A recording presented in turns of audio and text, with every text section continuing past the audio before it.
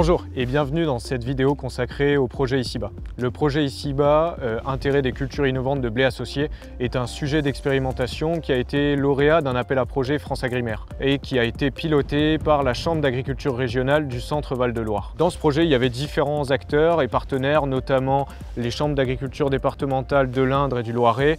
Il y avait aussi l'ASCAEL, qui est une coopérative d'Eure-et-Loire, l'Afredon, le laboratoire d'éco-entomologie d'Orléans, l'Institut Agro et la FDG d'Aduchère. Moi, je faisais partie de la dernière entité citée et je m'occupe de la partie agronomique et technique dans le projet Ici-Bas. Le projet Ici-Bas vise à résoudre un défi majeur de la production de céréales à paille. Suite à l'interdiction des néonicotinoïdes et donc des traitements de semences comme le gaucho, la gestion des ravageurs d'automne est devenue une priorité sur les céréales à paille. C'est un enjeu crucial au niveau de l'agriculture. À l'heure actuelle, il y a deux ravageurs du blé, les pucerons des céréales et les cicadelles, qui transmettent des viroses. Donc le puceron transmet la jaunisse nanissante de l'orge, appelée JNO, et la cicadelle transmet la maladie des pieds chétifs due au virus WDV. Ces maladies peuvent entraîner des pertes de rendement allant jusqu'à 40 quintaux par hectare dans les cas de forte pression de JNO.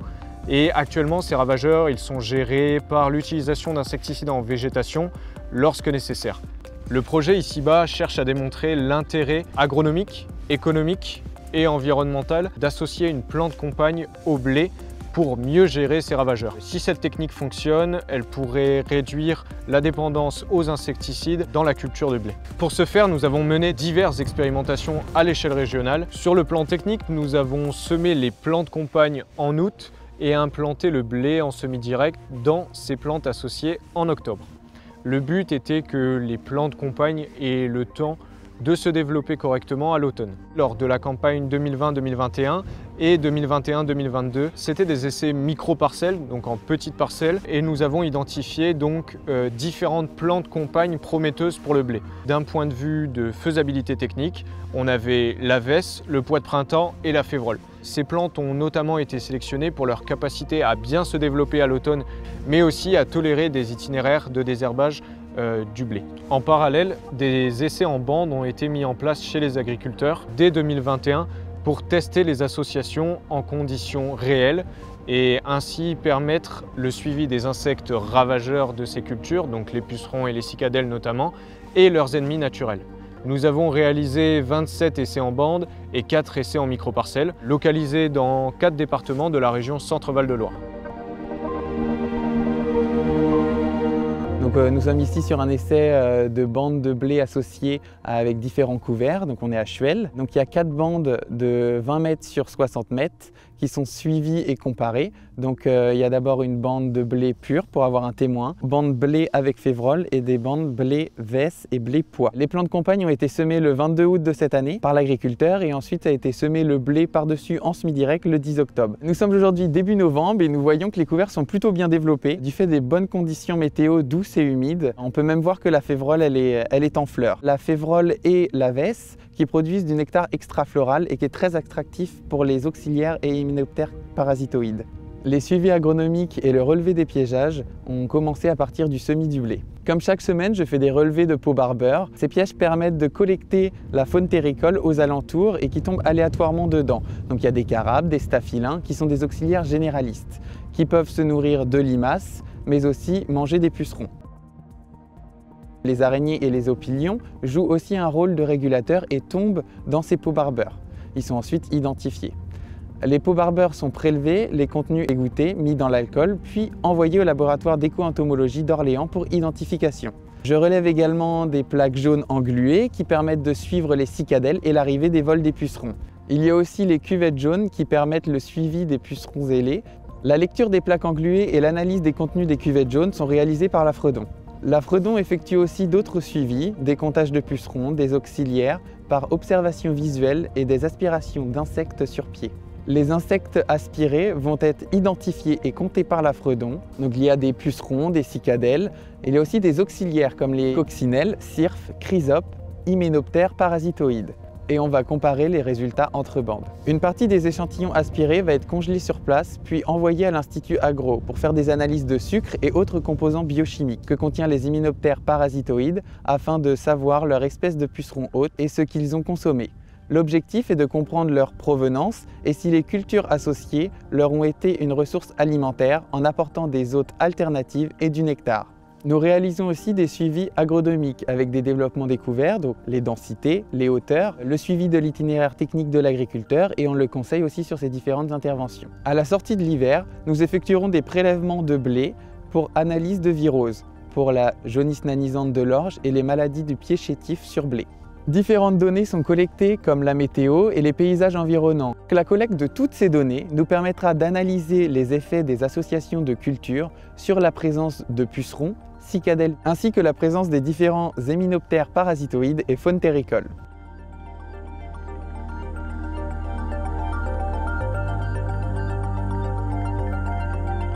Le laboratoire d'éco-entomologie a été sollicité pour analyser l'effet des différentes associations de cultures sur la faune terricole dans un réseau de parcelles agricoles, donc via la pose de pièges-barbeurs, pendant 3 ans. L'étude concerne en particulier les carabes, mais les staphylins, les opilions et les araignées sont également intégrés aux analyses. Ces 4 groupes d'arthropodes terricoles sont considérés dans leur globalité comme des auxiliaires de culture. Les carabes forment une des familles de coléoptères les plus diversifiées, avec près de 1100 espèces en France.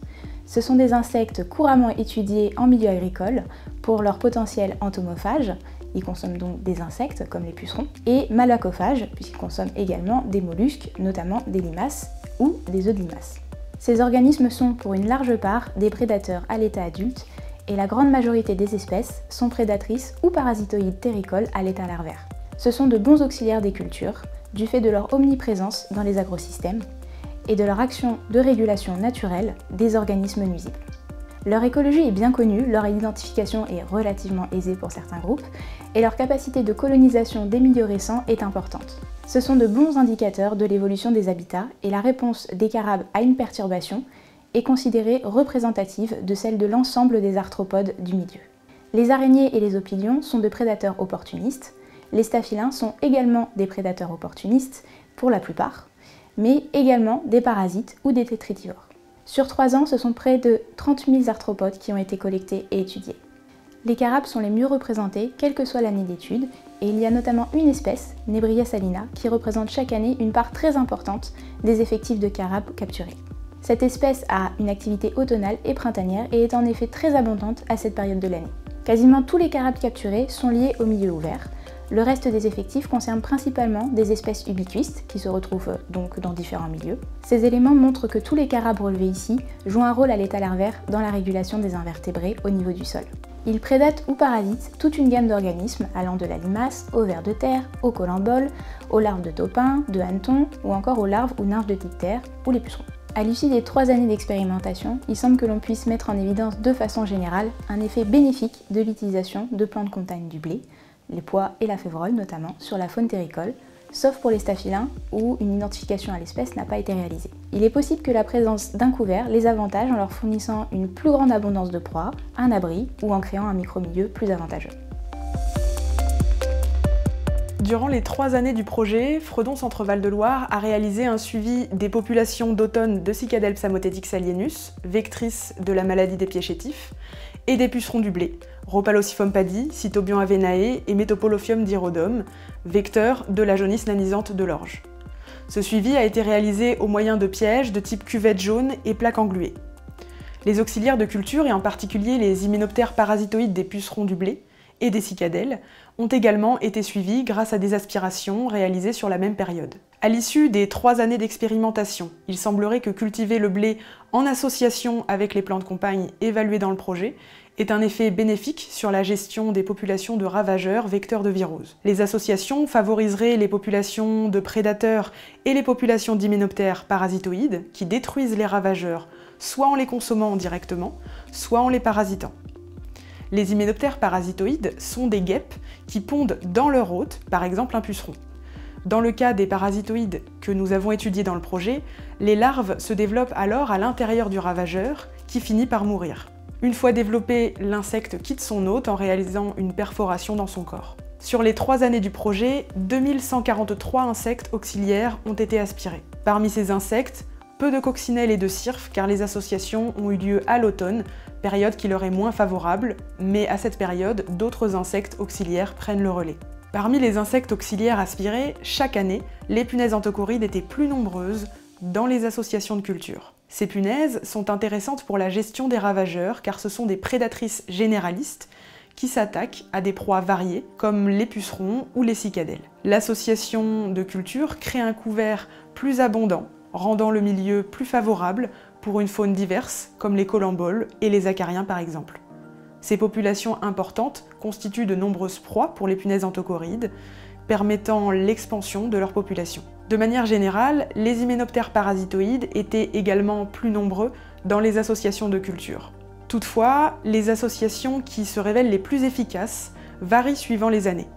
L'association blé-févrole était ainsi plus performante à l'automne 2020, mais il s'agissait également de la seule testée la première année, alors que les associations blé-pois et blé-vesse ont été plus efficaces la dernière année.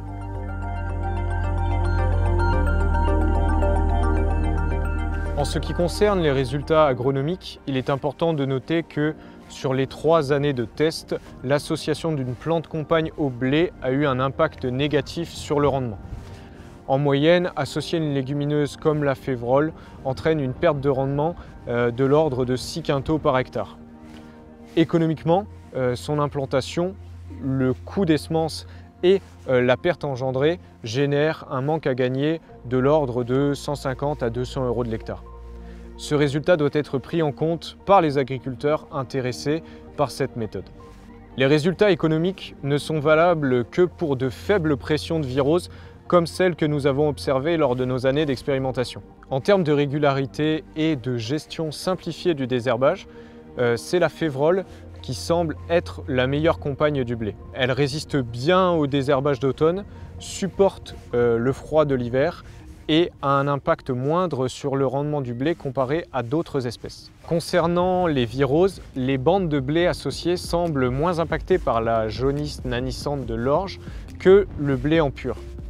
Néanmoins, les pressions de pucerons d'automne et de JNO étaient relativement faibles au cours des 3 années d'expérimentation et on observe une forte variabilité entre nos essais.